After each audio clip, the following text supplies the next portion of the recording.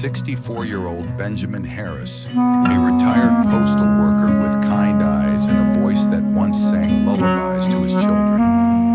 A decade ago, Benjamin's house echoed with laughter. His wife Charlotte, his son Caleb, and daughter Isabella filled every room with warmth. But life, with its inevitable march, left Benjamin in silence. His wife passed away after a long illness, and his children had since moved across state lines, busy raising families of their own. Now his modest home feels like a museum of memories. Picture frames on the mantle, her favorite teacup still by the window. The days blur into each other, and the nights stretch endlessly. Retirement came earlier than expected, following a departmental reshuffle. And while he had enough savings to get by, nothing could prepare him for the stillness that followed. One evening, as Benjamin sat alone in his recliner, a deep pang of loneliness hit him like a wave. It was in that moment that he realized something had to change. This wasn't the life he had imagined for his later years. And so, his quiet story of rediscovery, resilience, and emotional renewal quietly began. The turning point in Ethan Walker's story came in a single, devastating moment. A moment that no one saw coming. The morning of the accident had started like any other. The sun had yet to rise over the tranquil waters of Lake Harlow. Ethan, ever the early riser, slipped out of bed quietly, determined to beat the day. He reached for his slippers, took his daily medication with a small glass of water, and made his way to the bathroom to enjoy what he always called his peaceful morning ritual, a hot shower. What Ethan didn't realize was that his 6 a.m. routine was setting the stage for a perfect storm inside his own body. Within minutes of stepping into the steamy shower, his body began to betray him. The sudden temperature change, combined with the effects of his blood pressure medication kicking in, caused a rapid drop in blood pressure, what medical experts refer to as a double dip. Blood pooled in his legs, his brain received less oxygen, and the dizziness hit him like a tidal wave. He reached for the shower wall, but his hand missed. In an instant, he collapsed. It wasn't the fall alone that nearly killed him. It was the time of day. At 6 a.m., no one was awake to hear the thud. His daughter Grace, who usually called around 9 o'clock, had no idea that her father was lying helpless on the cold tile floor, drenched and unconscious. By the time she arrived hours later, Ethan was barely alive. His body had gone into shock from the fall and temperature exposure. Paramedics rushed him to the hospital, but the damage had already been done. Doctors later explained that Ethan's morning shower had created a catastrophic physiological event. He was most vulnerable at that time, said Dr. Amanda Chen, a geriatric cardiologist at Oregon Medical Center. His blood pressure was unstable from the overnight dip. The medication he took upon waking was peaking, and the hot shower only made things worse. Everything combined at once, the perfect storm. Ethan survived, but not without consequences.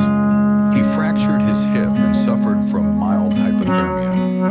His independence, once a source of pride, was now in jeopardy. The very routine that had brought him comfort nearly cost him his life. And the worst part, it could have been prevented with a simple change in timing. This wasn't an isolated case. Across the country, seniors like Ethan are unknowingly putting themselves in danger every morning. They don't know that their body's natural rhythms work against them and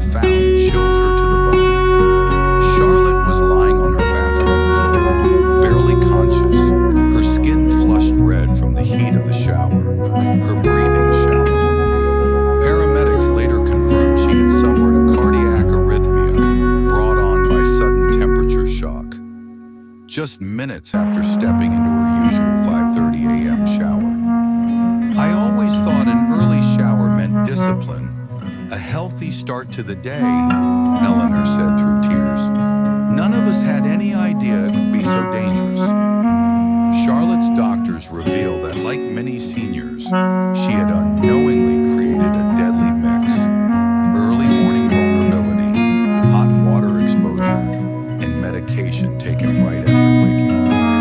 Her heart, already working harder during the body's natural morning surge, had been pushed beyond its limit. It could have been fatal. What made Charlotte's situation even more shocking was how preventable it was. She was in good health for her age, said Dr. Jonathan Miller, a neurologist from Stanford, who later reviewed her case. But even a healthy senior can experience critical strain when multiple risk factors collide, especially during those early hours before the body is fully awake and regulated. The incident sparked a wave of concern throughout the neighborhood. Seniors who once joked about their early bird routines suddenly found themselves reevaluating their habits. Grace, Ethan's daughter, began hosting weekly safety sessions at the local community center, sharing what she had learned from her father's close call. Charlotte, once she recovered, became the loudest voice in the room, urging everyone she knew to delay their showers, drink water before entering the bathroom, and speak with their doctors about medication timing. The unexpected event had a silver lining. It ignited awareness. What could have been another tragic statistic became a turning point, not just for Charlotte, but for an entire generation who had been sleepwalking into danger every single morning. Before his accident, Ethan Walker had always dismissed health warnings as overreactions. A man who prided himself on resilience, he believed that following a strict routine kept him strong. I've been showering at sunrise for decades, he used to say. If it ain't broke, don't fix it. But after his near-death experience, Ethan's outlook changed completely, and so did his sense of responsibility. During his recovery, Ethan began to replay that fateful morning over and over. He remembered how normal everything had felt, until it didn't. The dizziness, the sudden weakness in his legs, the helplessness, and then the blackness. It haunted him. But what hurt more than the fall itself was knowing that he could have prevented it, if only he'd known the risks. I thought I was invincible, Ethan admitted to his daughter one afternoon as she helped him walk across the living room. Turns out I was just lucky, until I wasn't. The shift in Ethan wasn't just physical, it was emotional and deeply humbling. He started reading medical journals, watching webinars on senior safety, and asking his doctors detailed questions. He wasn't just recovering, he was transforming, and he wasn't alone. Charlotte Rivers, still bruised from her own fall, had also begun to question everything she once assumed was safe. Her morning shower wasn't just a routine, it had nearly become a ritual of risk. I used to think my age didn't define me, she said to a group of fellow seniors at the community center. But now I understand, it's not about weakness, it's about wisdom. That perspective echoed through the room like a call to action. Suddenly, long-held habits came under scrutiny. Seniors who once scoffed at the idea of changing routines began installing non-slip mats, lowering their water temperatures, and, most importantly, moving their showers to the late morning. Spouses began checking in on each other more frequently. Grown children started asking their parents about medication timing. The change wasn't driven by fear, but by empowerment. Ethan soon became the go-to voice at the weekly safety talks. With his walker parked nearby and his voice steady, he would tell his story not with shame, but with purpose. Don't let pride be the thing that knocks you down, he would say. Learn what I didn't. Make the changes I should have. Don't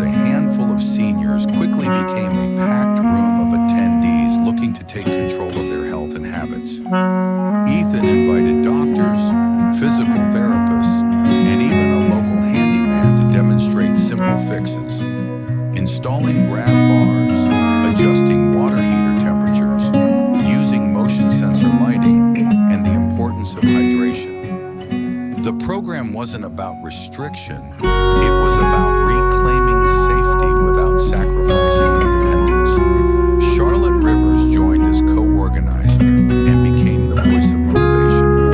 Her words resonated because they came from experience. You don't need to give up your routines. You just need to adjust them so they don't cost you your freedom or your life. Word spread fast. The town council noticed. Local businesses offered discounts on safety equipment. Even the elementary school got involved. Children wrote reminder notes for their grandparents to drink water before showers or call a loved one before heading into the bathroom. And for Ethan, something beautiful happened. He stopped seeing himself as a victim of circumstance and began to recognize the power he still had to protect, to teach, and to lead. He became a regular on local radio, sharing his story and the critical insight he wished he'd learned earlier in life. The new opportunity wasn't about avoiding risk, it was about creating awareness. Seniors began to understand that small changes, changing shower times, checking lighting, watching medication timing, weren't about giving in to aging. They were about respecting the body's rhythms and protecting the life they had worked so hard to build. Ethan's home became a model for safe senior living. Tour groups came through the neighborhood, guided by volunteers who showed others how to transform a basic bathroom into a secure sanctuary. For the first time in years, Ethan felt something deeper than pride. He felt purpose, and it all started with a fall that nearly ended his life, but instead launched a movement that could save thousands. Ethan Walker had always seen aging as a slow erosion of freedom. He feared dependence, dreaded the idea of burdening his daughter, and resisted any suggestion that he needed help. But as he stood in front of a room filled with other seniors, sharing his story for the fourth time this month, he realized something he'd never expected. Aging wasn't a decline, it was a transition. And with the right mindset, it could be a transformation. Gone was the man who once dismissed warnings about safety. In his place stood someone wiser, more empathetic, and deeply motivated. His journey through recovery had reshaped not only his routine, but his entire worldview. Before, he grumbled about technology.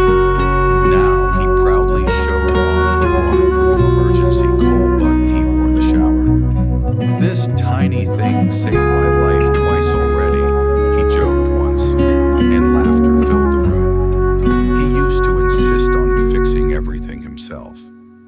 Now he called on his neighbor Dylan, a 24-year-old handyman, to install brighter lights, grab bars, and non-slip mats. Their bond grew from necessity into friendship. Dylan often brought his dog Max along, and Ethan found that companionship came in the most unexpected forms. His daughter Grace noticed a change too. Dad used to call once a week, she said with a smile. Now he checks in every morning and reminds me to drink water before I hop in the shower. But the most profound growth was internal. Ethan no longer viewed asking for help as a sign of weakness. He saw it as a strategy for longevity. I used to think independence meant doing it all alone, he told a group of seniors one afternoon. But real independence is knowing when to reach out, when to adapt, and when to learn something new, no matter your age. Charlotte Rivers, watching from the front row, nodded in agreement. She had seen it in herself too.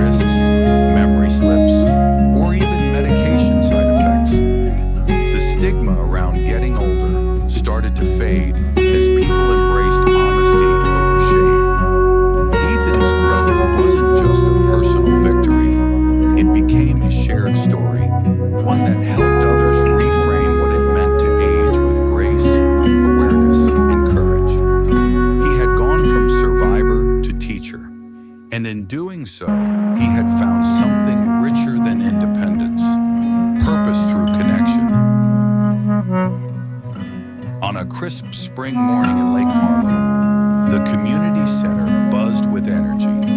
Seniors shuffled in with coffee mugs in hand. Friends greeted each other with warm embraces. And in the center of it all stood Ethan Walker, shoulders straighter, voice stronger, heart fuller. It had been nearly 6 months since his accident. What started as a personal crisis had evolved into something much greater. Ethan had become a voice for change, not through dramatic speeches or viral headlines, but through quiet, persistent leadership rooted in experience and empathy. Standing beside him was Charlotte Rivers, now fully recovered and more active than she had been in years. Together they led the Safe Starts program, teaching seniors across the region about timing their showers, monitoring hydration, managing medication schedules, and modifying their homes for safety. But the most powerful message they shared was this: you are never too old to change your life or save it. Ethan often ended his talks with a simple story. The morning he almost didn't wake up, the silence that followed, and the long, humbling journey back. But he never told it to scare anyone. He told it to spark action. The truth is, he'd say, we don't get to choose when we grow old, but we do get to choose how we face it. What moved people most wasn't his survival. It was his refusal to let that moment define him. Instead, he used it as fuel. And in doing so, he inspired others to take small, meaningful steps that could make the difference between independence and tragedy. Seniors who once scoffed at safety advice now adjusted their routines. Families began having open, honest conversations. Grandchildren reminded grandparents to drink water before showering. Communities installed brighter lights and safer bathrooms. The ripple effect was real and powerful. Ethan's own home became a symbol. His once standard bathroom now had slip-resistant flooring, motion sensor lights, and a waterproof emergency call button. But more importantly, it became a safe space where aging didn't mean isolation, but empowerment. That day at the community center, as the crowd applauded and another session came to a close, Ethan looked out at the smiling faces before him. Faces that mirrored his own story of near loss, hard truth, and a second chance. I didn't expect to be here today, he told them, emotion in his voice. But I'm grateful I am. And I'm even more grateful that you are too. Because sometimes the greatest legacy we leave behind isn't in what we build, but in the lives we help protect. The most profound lessons in life often come from the quietest moments, the ones where everything stands still, and we're forced to face the fragility of our existence. For Ethan Walker, it was the sound of running water and the cold floor beneath him. For Charlotte Rivers, it was waking up in a hospital room and realizing how close she had come to losing her independence. What these moments taught them, and now teach us, is that small, simple changes can carry life-saving weight. A different shower time, a glass of water, a brighter bathroom light. These are not burdens, but blessings in disguise. Aging does not mean surrendering control. It means learning to live smarter, not harder. And when we take responsibility for our routines, we don't just protect ourselves, we give peace of mind to the people who love us. In the end, safety isn't about fear, it's about love. Love for your life, your family, and the years still ahead. Starting tomorrow, pick one simple change from this story and implement it. Move your shower to 10 a.m. Set a daily hydration reminder. Call your doctor about your medication timing. Install a motion sensor light or non-slip mat in the bathroom. If you live alone, schedule a daily check-in call with a friend, neighbor, or family member. Leave a sticky note on your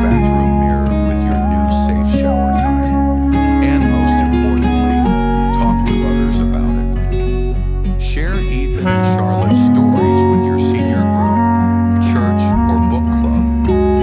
Forward this message to someone you love. These aren't just tips, they're tools for independence and peace of mind. Small steps save lives. Let yours begin today. Thank you for watching. If you enjoyed this, please like and share with your friends. Your support keeps these stories alive. Don't forget to subscribe so you never miss a new episode. And if today's story touched